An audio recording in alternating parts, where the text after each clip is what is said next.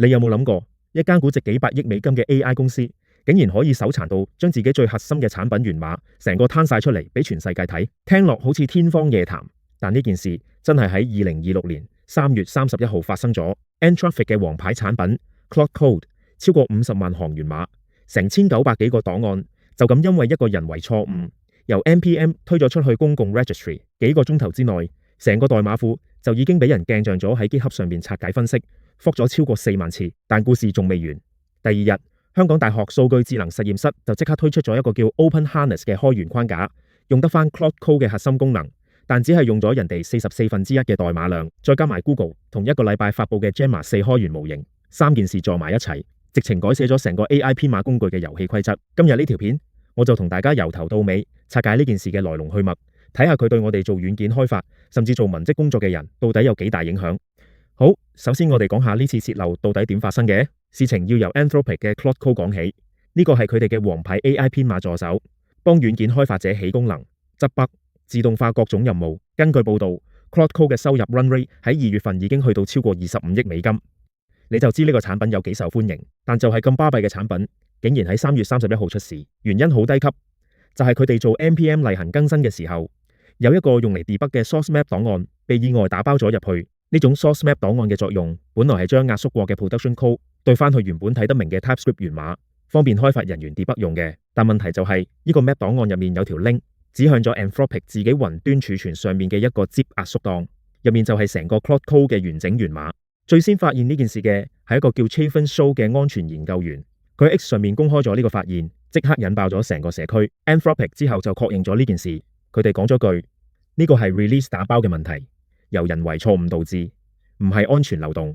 但老實講，你叫佢人為錯誤都好，叫佢安全漏洞都好，結果係一樣嘅。成個代碼庫已經俾人睇晒啦，收唔翻。仲有一樣嘢要講，呢個其實係 Anthropic 一個禮拜之內第2次洩漏，就喺幾日之前，佢哋嘅下一代 AI 模型嘅描述文件先啱啱喺一個公開嘅數據緩存入面俾人揾到。一間標榜自己係安全至上嘅 AI 實驗室，連續出2次呢種事，你話幾唔幾諷刺呢？咁洩漏出嚟嘅源碼到底有啲咩料呢？講真，入面嘅資訊量大到嚇人。我揀幾個最重要嘅同大家講。第一個係佢嘅記憶系統，源碼入面展示咗一個好精密嘅記憶架構，核心係一個叫 memory.md 嘅檔案，係一個輕量級嘅指標索引，會持續載入上下文。你可以想象佢好似一個人嘅筆記本咁。AI 每次做嘢嘅時候都會翻睇呢本筆記，確保佢記得之前做過啲咩。第二個勁嘅發現係一個代號叫 Kairos 嘅功能，呢個名嚟自古希臘文，意思係啱啱好嘅時機。呢個 Kairos 其實係一個自主背景代理模式，即係話 Claude Code 可以作為一個始終運行嘅守護程序，喺後台一直做嘢。佢仲有一個叫 Auto Dream 嘅功能，即係喺用戶冇用佢嘅時候，佢會自己做記憶整理、清理矛盾嘅資訊，將模糊嘅觀察轉化為確定嘅事實。簡單啲講，你瞓覺嗰陣，你部 AI 助手仲喺度幫你溫書、整理筆記。除咗 Kairos 之外，仲有一個好惹火嘅發現，叫做 Undercover Mode， 即係臥底模式。呢個功能揭露咗 Anthropic 嘅員工用 Claude Code 嚟貢獻公開嘅開源項目嗰時，會專登隱藏 AI 嘅參與痕跡。佢會屏蔽內部嘅模型代號，例如 Capybara 同 Tango 呢啲名，亦會隱藏用緊 AI 呢個事實。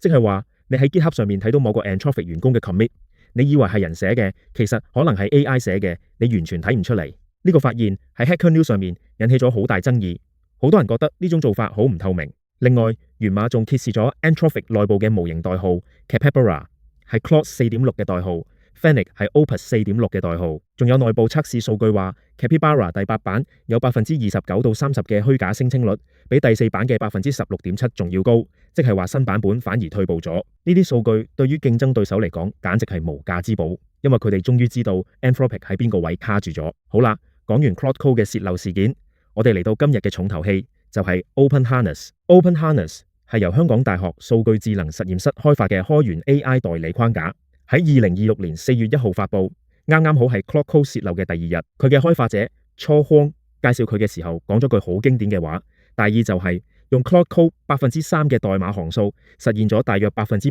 嘅核心代理功能。呢個數據有幾誇張呢？ Claude Code 有超過50萬行代碼，而 Open Harness 得11,733行，全部用純 Python 寫嘅。佢複製咗 Claude Code 98%嘅核心工具能力，即係43個工具，同埋61%嘅指令集，即係54個指令。你可以當佢係 Claude Code 嘅精華濃縮版。去走咗所有企業級嘅冗餘嘢，例如遙測、OAuth 認證、重型 UI 框架呢啲，淨係留低最核心嘅功能。Open Harness 嘅設計理念可以用佢官方嘅口號嚟概括 ：The model is the agent, the code is the harness。中文意思大概就係模型係代理，代碼係韁繩。咩意思呢？你諗下，騎馬嘅場景，匹馬就係 AI 模型，佢有智慧、有力量、識行、識走，但你唔會想匹馬亂咁跑，所以你需要一套韁繩嚟控制佢，話佢知去邊、幾時停、咩可以做、咩唔可以做。Open Harness 就係呢套韁繩，佢將 AI 嘅智能層，即係決定做咩，同執行層，即係點樣做，分開處理。呢種分離確保咗安全性、效率同可觀察性。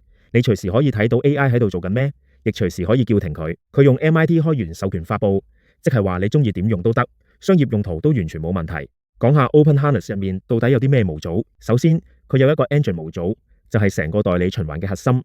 AI 收到問題之後，會產生工具調用，執行完再碌翻去繼續諗。跟住有43個 tools，涵蓋檔案操作、Shell 命令、搜索、網頁瀏覽、MCP 協議等等通用能力。仲有 Skills 模組負責技能載入， Plugins 模組做插件擴展， Permissions 模組做權限控制， Hooks 做生命週期勾指， Memory 模組就做跨會話嘅持久記憶， Coordinator 模組做多代理協調，即係可以同時開幾個 AI 分頭做嘢。最勁嘅係佢完全兼容 Anthropic Skills 同 Claude Code 嘅插件生態系統，即係人哋已經寫好嘅插件，你拎過嚟就用得，發展速度亦都好快。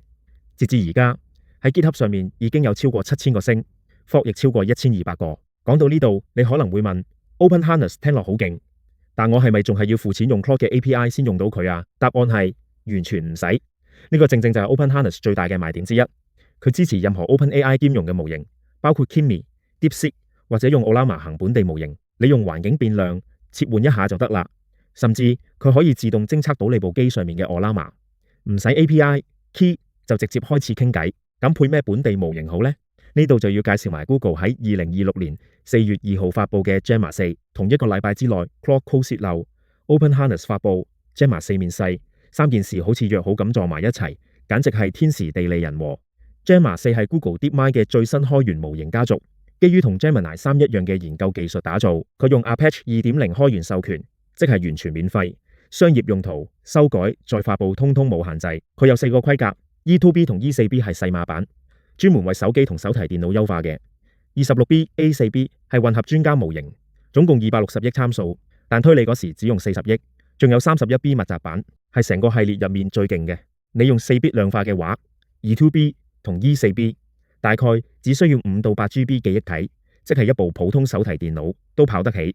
26B 嗰個大概要18GB，31B 就要20GB 左右。如果你有部 MacBook Pro 或者一張 RTX 顯示卡嘅 desktop， 基本上跑 26B 或者 31B 都冇問題。佢仲支持 128K 到 256K 嘅超長上下文視窗，識處理文字、圖片，甚至細碼版，仲支持音訊輸入，多模態能力好強。Google 自己都講 Gemma 系列累計下載量已經超過4億次，社區已經創造咗超過10萬個變體版本。咁 Open Harness 加 Gemma 4實際上點用呢？簡單到你唔信，你先用 Ollama 下載 Gemma 4嘅模型，例如 Gemma 4嘅 E4B 版本，然後喺 Terminal 入面打 OH， 後面跟 model 參數，指定 Ollama 同模型名就搞掂。Open Harness 會自動偵測到 Ollama， 唔使 API key， 唔使註冊賬號，完全零成本。你可以用佢嚟讀代碼、改檔案、跑測試、搜索資料，基本上 Claude Code 做到嘅嘢，佢大部分都做到。而且佢支持 Headless 模式，你可以將佢放入 CI pipeline 入面，做自動化嘅代碼審查同測試。好多用戶嘅實際做法係日常工作，用本地嘅 Gemma 4，因為免費又快。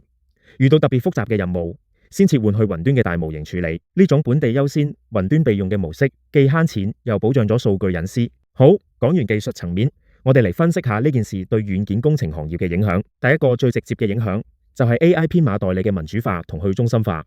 以前呢，你想用一個強大嘅 AI 編碼代理，一係付錢訂閱 Claude Code，一係用 GitHub Copilot， 呢啲工具通常每個月要$20以上，而且你嘅代碼數據係要傳去人哋嘅伺服器嘅。而家呢 Open Harness 加 Gemma 4，成個堆疊由模型到框架都係完全開源免費嘅，你喺自己部機上面跑，數據完全唔會離開你嘅系統，1蚊都唔使俾。呢個對於注重數據隱私嘅行業，例如金融、醫療、國防呢啲特別有吸引力。以前佢哋因為安全顧慮唔敢用雲端 AI 工具，而家終於有一個完全本地化嘅選擇。第二個影響就係軟件工程師角色嘅根本性轉變。你有冇聽過一個詞叫 Vibe Coding 啊？呢個係而家好流行嘅概念，意思係你用自然語言描述你想要咩，然後 AI 嚟決定點樣構建。好似你做室內設計咁，你唔使自己砌每塊磚，你只需要話俾設計師聽你想要咩風格，邊度擺沙發，邊度放書架，然後設計師幫你搞掂。以前嘅軟件工程師係一行一行咁寫代碼嘅，而家越嚟越多嘅工作係指導同審核 AI 代理嘅輸出。以前嘅軟件工程師係一行一行咁寫代碼嘅，而家越嚟越多嘅工作係指導同審核 AI 代理嘅輸出。初中級嗰啲重複性嘅腳手架代碼、簡單嘅 bug 修復、寫測試呢啲任務將會被大量自動化。工程師需要更強嘅架構設計能力、需求分析能力同埋對 AI 產出品質嘅把關能力。唔係話工程師會冇工做，而係工作嘅性質會根本性咁改變。第三個影響就係成本結構嘅顛覆。你諗下，以前一間公司想用 AI 輔助開發，可能每個 developer 每個月要付幾十到幾百美金嘅訂閱費，100個 developer 就係每月過萬美金嘅開支，一年就係10幾萬美金。而家呢 OpenHarness 加 Ollama 加 Gemma 4可以喺一台 MacBook 上面免費運行，唯一嘅成本就係部機嘅電費同折舊，相比之下基本上可以忽略不計。而且 Claude Code 洩漏咗之後，等於俾咗每一個競爭對手一次免費嘅工程教育，大家終於可以睇到一個生產級 AI 編碼代理嘅完整藍圖，知道應該點樣構建，應該聚焦喺邊啲工具。OpenHarness 就將呢個藍圖轉化成咗一個人人可用、可修改、可擴展嘅開源框架。